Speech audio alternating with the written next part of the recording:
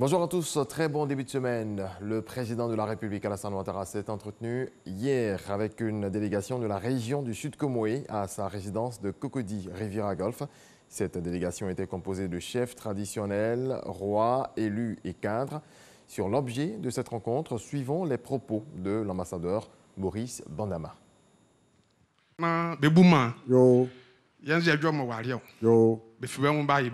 Yo.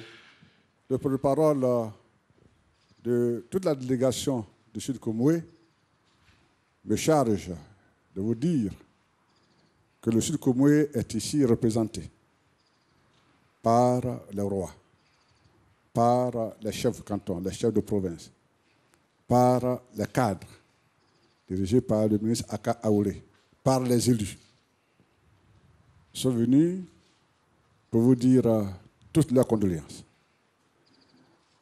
Car ils ont appris, et toute la nation d'ailleurs, que votre fils, que vous avez élevé, à qui vous avez voulu transmettre la succession, Dieu vous l'a arraché. Ceux qui pouvaient se rendre à Korogo pour vous soutenir ont pu partir. Mais toute la population de Sukomoué n'a pas pu, en raison de diverses raisons. Et il était donc bon que cet après-midi, cette population vienne vous saluer, vous consoler, vous dire Yako, et prier le bon Dieu pour qu'il vous console et vous réconforte et vous donne la force de continuer de diriger ce pays. Je vous dis encore Yako. Ça, c'est le premier point. Le deuxième point, ils disent que 2 de leurs frères vous ont abandonné en route. Mais ils considèrent que eux, Sud Comoé, sont avec vous. Ils sont avec vous aujourd'hui, ils sont avec vous demain. Et ils considèrent que vous tenez encore les rênes de la Côte d'Ivoire et que vous ne devez pas lâcher. Et que toute la population de Sud Comoé ici rassemblée vous apporte son soutien. Indépendamment de leurs frères qui sont partis, ils vous affirment leur attachement, ils vous affirment leur soutien aujourd'hui et demain et toujours. Pour l'œuvre colossale que vous avez abattue pour la Côte d'Ivoire et pour le Sud Comoé, et que vous ne les jugez pas à travers le comportement de 2 de leurs frères, que vous continuez à leur faire confiance, et vous continuez à compter sur eux, et qu'ils prient pour vous, et ils prient Dieu pour que Dieu continue de vous renforcer, vous donner la santé, et que la douleur que vous ressentez dans la perte de votre fils, vous trouvez la consolation dans tous ces enfants qui sont aussi vos fils et vos frères. La délégation a également invité le président Alassane Ouattara à continuer de présider à la destinée de la Côte d'Ivoire pour parachever son œuvre de développement. On écoute le ministre Eugène Akaoli. Peuple du Sud Comoé, sommes accourus vers vous comme un seul homme pour vous affirmer, Excellence, Monsieur le Président de la République, notre soutien total, notre engagement sans faille, symbolisé par les rois qui sont ici. En même temps que nous vous appelons, Excellence, Monsieur le Président de la République, à être notre candidat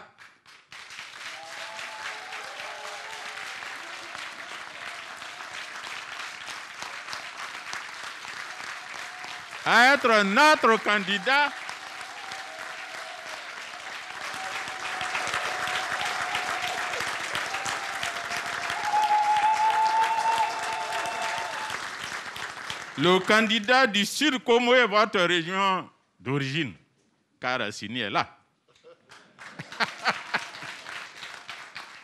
à l'élection présidentielle du 31 octobre 2020. Monsieur le Président,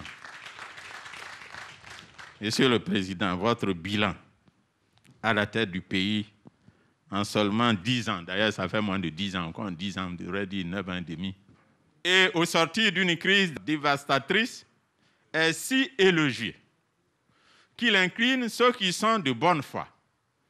Et nous le sommes. Le président vous dit, président, continuez. Continuez. Continuez le Sud Comoé avec vous. Après avoir écouté ses hôtes, le chef de l'État, Alassane Ouattara, a pris la parole. Regardons. Je voudrais donc à mon tour vous présenter toutes mes condoléances et vous dire Yako, Yako à nouveau. Je traverse une période de peine immense, donc vous me permettrez de ne pas être long, mais surtout de vous dire toute ma gratitude.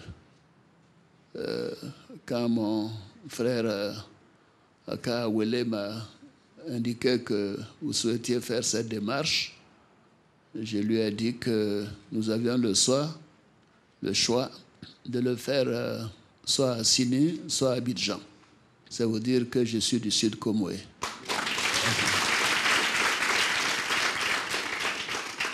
Et je suis profondément ému. Et je n'ai pas vraiment de mots assez forts pour vous exprimer ma reconnaissance. Je voudrais juste vous dire toute ma sincérité. Voyez-vous, si vous regardez ce bâtiment derrière, ce sont mes bureaux qui devaient être terminés pour octobre. Parce que, bien évidemment, le RHDP avait choisi son candidat et je me suis organisé pour réactiver mon institut et pour avoir mes bureaux ici en vue de reprendre une autre activité. Mais l'on dit que l'homme propose, Dieu dispose. Et le décès de mon fils Amadou Gon Coulibaly a été véritablement un choc pour moi.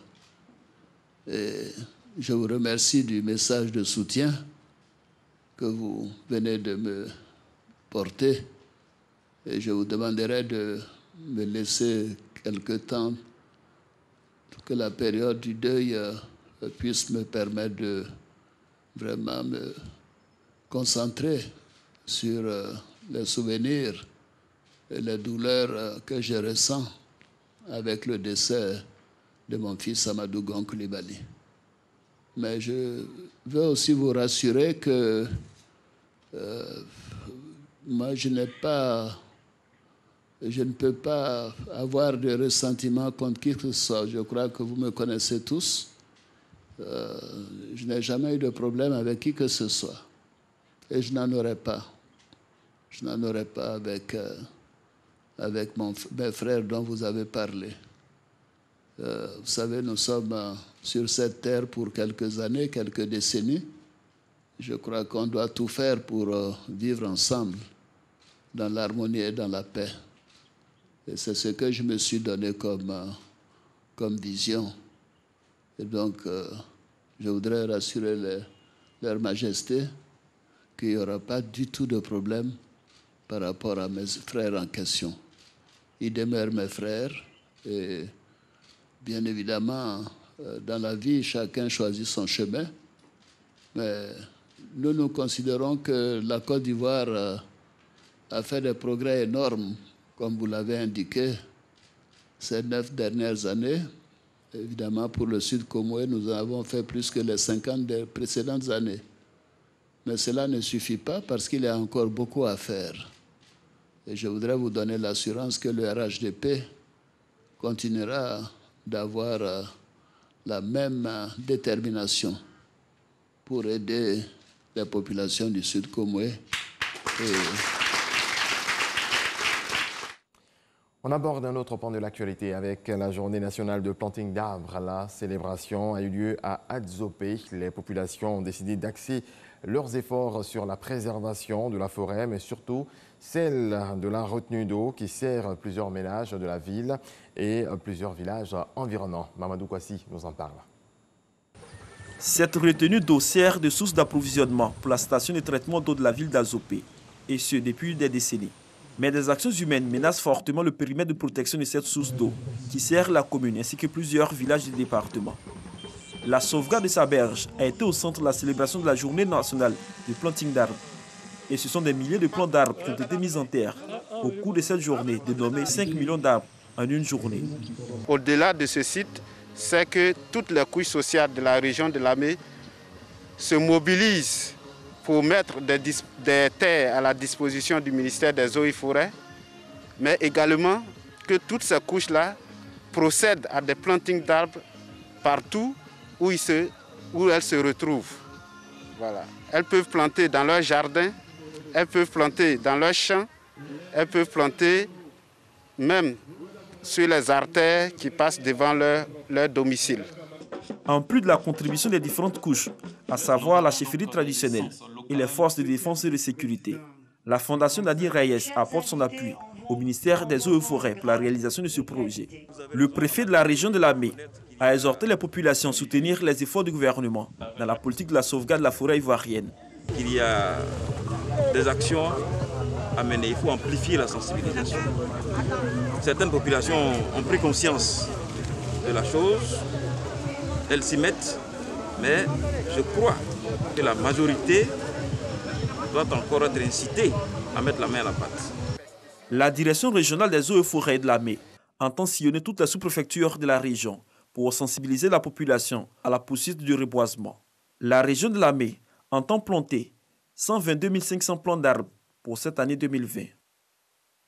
Et le coronavirus continue sa progression en Côte d'Ivoire. On dénombre 102 nouveaux cas de Covid-19 à la date d'hier. Heureusement, le nombre de guéris est en hausse. 298 personnes enregistrées. On note malheureusement 2 nouveaux décès. À la date du 26 juillet, la Côte d'Ivoire compte donc 15 596 cas confirmés. Dans le reste de l'actualité, plus de 60 personnes ont été tuées et 60 autres blessées dans une nouvelle tuerie dans un village du Darfour Ouest. Selon l'ONU, une série d'attaques se déroule depuis la semaine dernière entre tribus nomades arabes et agriculteurs non arabes au sujet de l'occupation des terres. Merci à toutes et à tous de nous avoir suivis. C'est la fin de ce point de l'actualité. Très belle journée à vous.